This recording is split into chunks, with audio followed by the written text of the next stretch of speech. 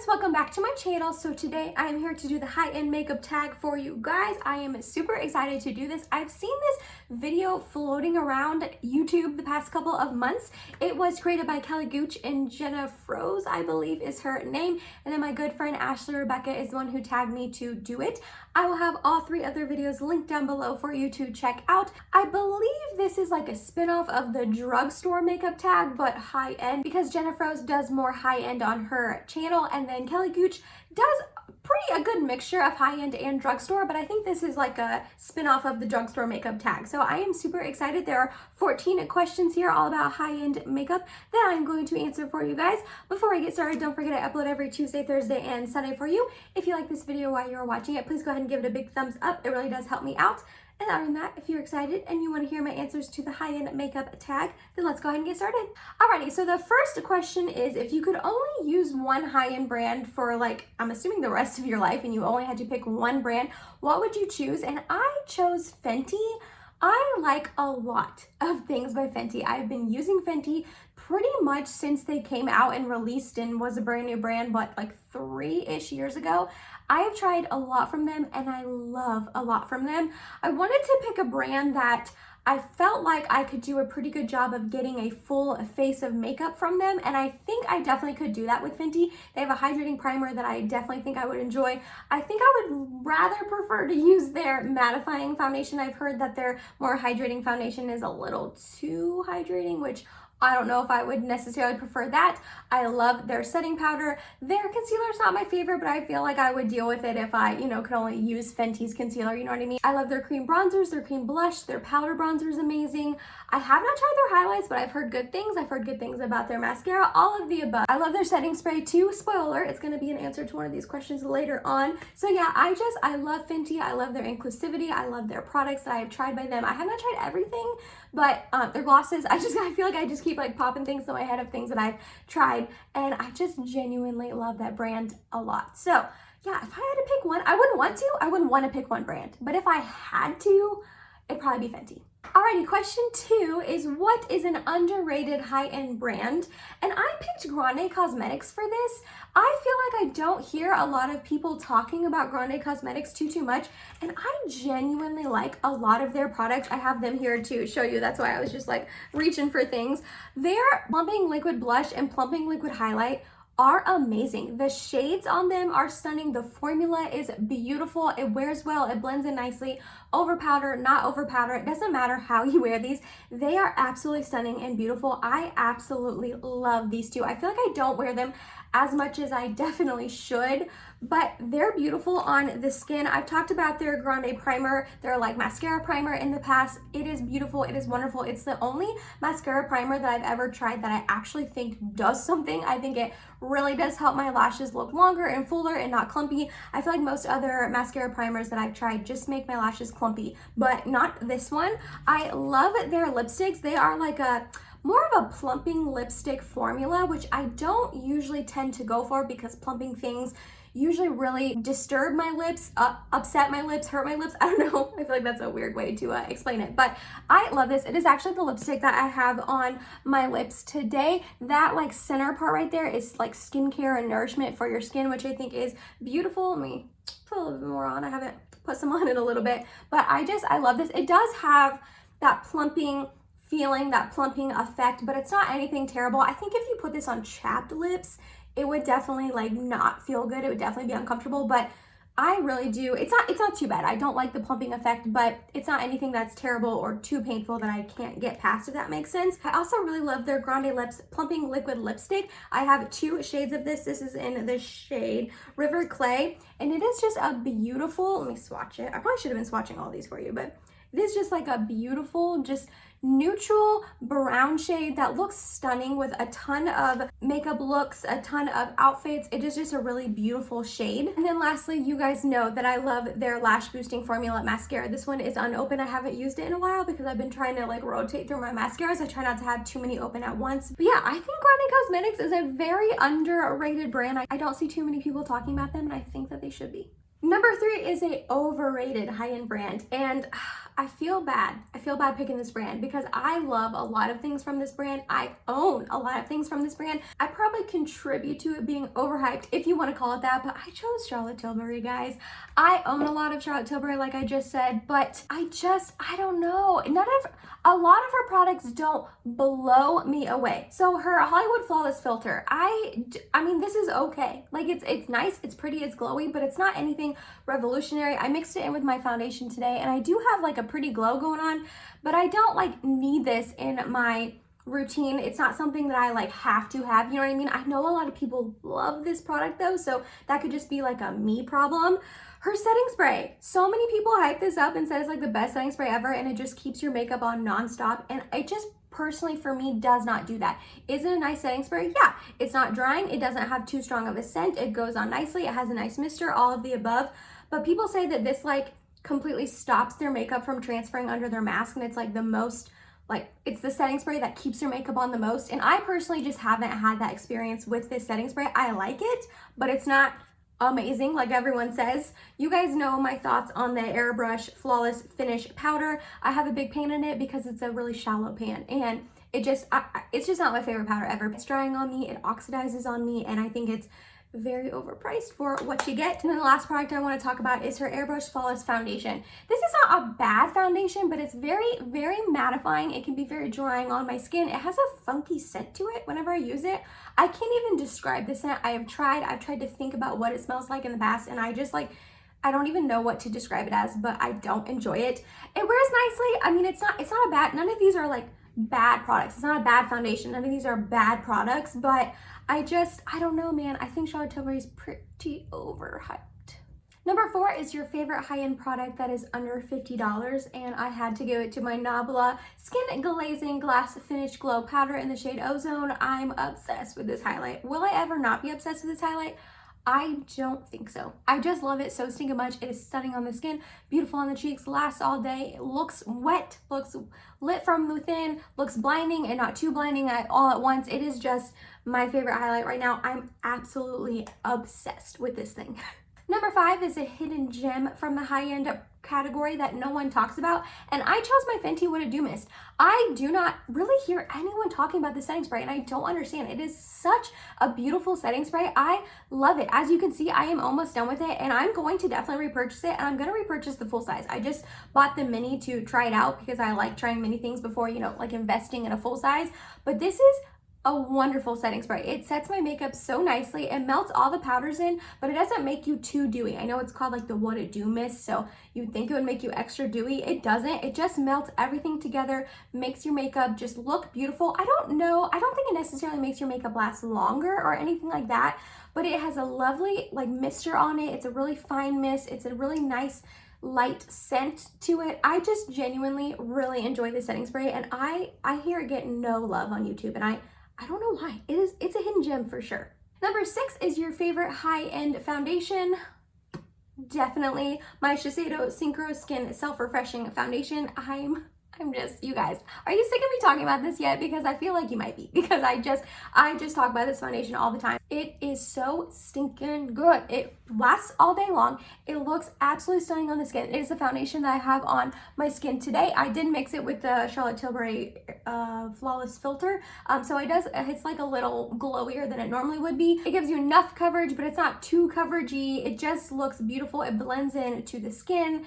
It wears nicely all day. I'm just repeating myself. I always repeat myself with this because I say the same praises every single time. It is so stinking good. It's pricey. It's $47. And actually, I really, really want to try their new version. I guess they have like a more luminous version that they just released, and I have been seeing such good reviews on that one. And this one is so stinking good. I'm like, well, I don't know if I want to try the new one because it's like, well, I like it as much, but then again, I do because I love this one so much. But this foundation, I cannot recommend it enough. It is absolutely perfection. Okay, number 7 is products that you tend to buy more from at the high-end price range.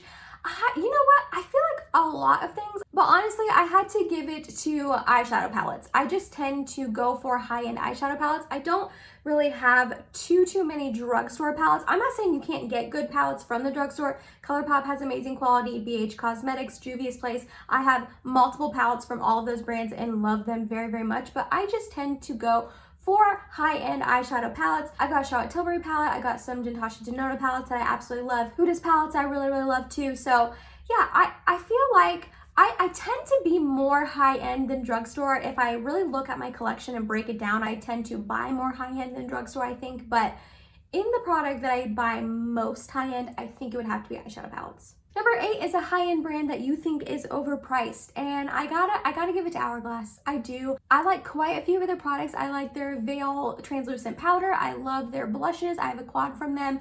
I like their mascara. I do like a lot of things from Hourglass. I just don't understand why they are so pricey. I just don't get it. $40 for a blush. I just think that's a little insane.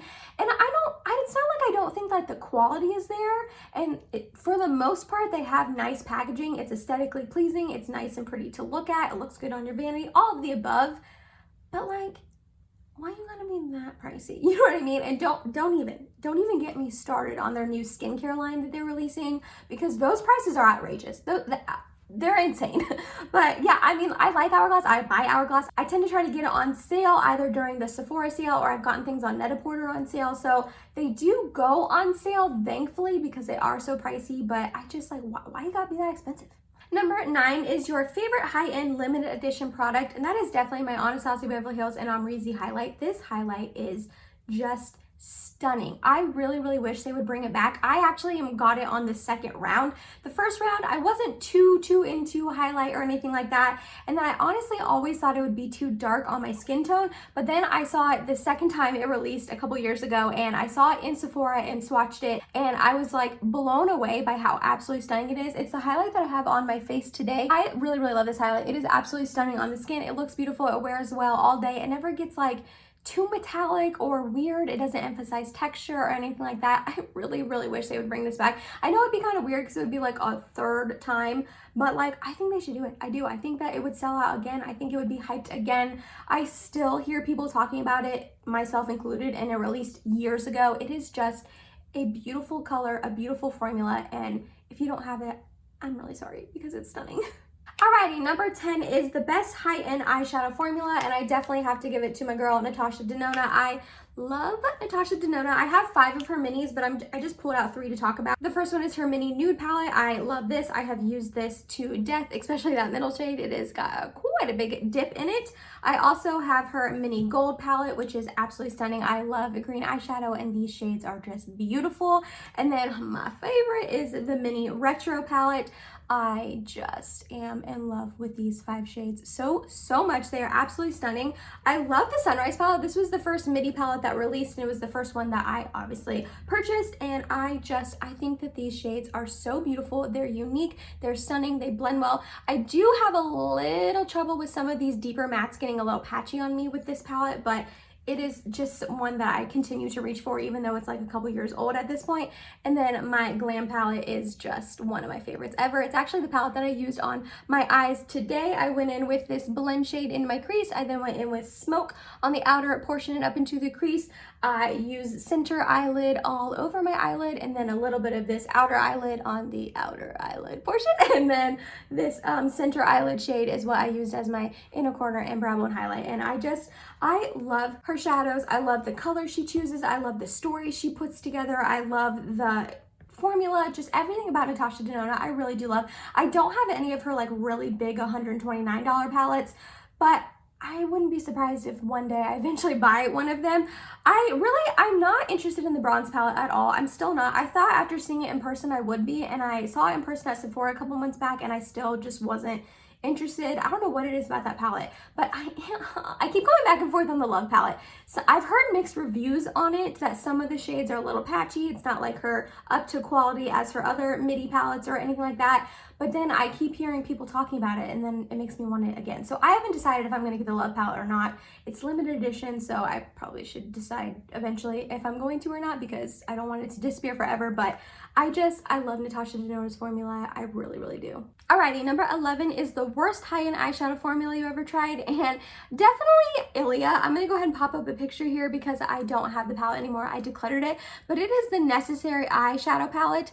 This is $38 and it was just not good. It was sent to me in PR, I will say, so I did not pay money for it, thank goodness, but the mattes just were very lackluster. They weren't pigmented at all. They got patchy, they didn't blend well, and then the two or three shimmers, I can't remember, I decluttered it a while ago, in the palette are just so bleh. Like, they don't do anything on the eyes. They are not pretty. They are not like metallic or foil, which I understand. I think Ilia is more of like a natural brand. I don't think they are really meant to be super poppy and punchy, but that's just the kind of shimmers I like on my eyes myself. So I actually ended up giving this to my friend Hannah. She is into makeup, but definitely not as much as me, and she likes the more natural makeup. So I think for someone like that, it would be perfect. But for someone like me who loves makeup and loves to experiment and try new looks and loves that like poppy, punchy, bright metallic on your eyelids like I have on today, it was not good, especially for $38. I would not recommend buying that palette. Alrighty, number 12 is a high-end brand that you used to love but you aren't crazy about anymore, and I definitely have to give that to Tarte Cosmetics. I used to love Tarte so much. I loved their products. I've tried lots of foundations from them. I've used Shape Tape for years. I used to have a bunch of their eyeshadow palettes. Their Busy Gal Brow, which I actually still use that. Their Made Native Mascara, I still use that. So there are some things from Tarte that I do still enjoy and still do use, but oh my goodness, there is a gray fluffy cute cat. Oh my goodness! I want him. I want another cat so bad. I keep asking Mike if we can get one, and he's like, no, we don't need another cat. And I'm like, we do though. Sorry, I'm so sorry. What was I saying? Tarte. I used to love them. When they would do their like 7 for $63, I always participated in that sale. I used to love that sale. You get like 7 full-size products for like $60 something, and I have not bought that in probably 4 years. Like, it has been a long time. I think their releases are repetitive. They haven't really came out with anything innovative and new. They've been really riding that Shape Tape wave for a long time, which I know a lot of brands do that. Like, I'm not trying to dog on Tarte for that, because like a lot of brands do that, but yeah, nothing they release interests me anymore. Alrighty, second to last in the number 13 spot, what is a high-end product that you didn't expect to like but totally wowed you? And I picked the Cover FX Bronzing Drops. These are bronzer drops, sorry. These are amazing. They were sent to me in PR, and I really honestly do not think that I would have gone out and purchased these myself, but they are so good. They are really honestly easy to use. The dropper kind of stinks, not gonna lie. Like, it's kind of hard to like get product out, but I just drop it on the back of my hand and it blends in so nicely with my stippling, like elf stipple brush that I like to use for cream bronzers, and it just blends in so nicely, and it's a really beautiful tone on my fair skin. It makes me look bronze and like warm, but not too orange or anything like that, but not too cool tone where it looks great. It's a really perfect shade on my fair skin, and I just think these are wonderful. It's a great formula, it's a great shade. I really highly recommend. Like I said, I wouldn't have bought these on their own because bronzer drops, that's not ever really something I think I would have been interested in, but I was not expecting to like these as much as I do. Alrighty, and the last question, number 14, is what is a favorite high-end eyeshadow palette that you're just like obsessed with right now? And I chose the Anastasia Beverly Hills Sultry palette. I'm not gonna lie, I haven't had a chance to use it too many times, but the couple of times I've used it, I have just been in love with the looks that I've made. I've talked about this palette before, but I wanted it for so long, and I didn't know it was limited edition, and then it went away, and then I was sad and freaking out, and I was like, no, why? And then it came back this past holiday season in a kit that was way too expensive, and I still was not gonna buy it. And then it went on sale for half off, so I ended up snagging this beauty up, and I just think it is absolutely stunning. Every time I've used it, I have really enjoyed my looks, and it is one that I keep reaching for recently, and it's just beautiful. I've been really enjoying it, and I'm so glad that I snagged it up and I was able to add it to my collection before it was gone forever. And that was it, you guys. That was my answers to the high-end makeup tag. Again, thank you so much to Ashley Rebecca for tagging me in this. I had so much fun picking my products and answering them. I love tag videos. I love talking videos where I can just sit down and talk to you guys about makeup. That's why I started my channel to begin with, because I just love makeup and I love to talk about it. Let me know down below your answers for any of the questions that you want to answer. I love hearing other people talk about their makeup as well. If you made it to the end of this video, thank you so much. You're awesome and I love you. Please subscribe if you have not yet, and I hope to see you in my next video. Bye, guys.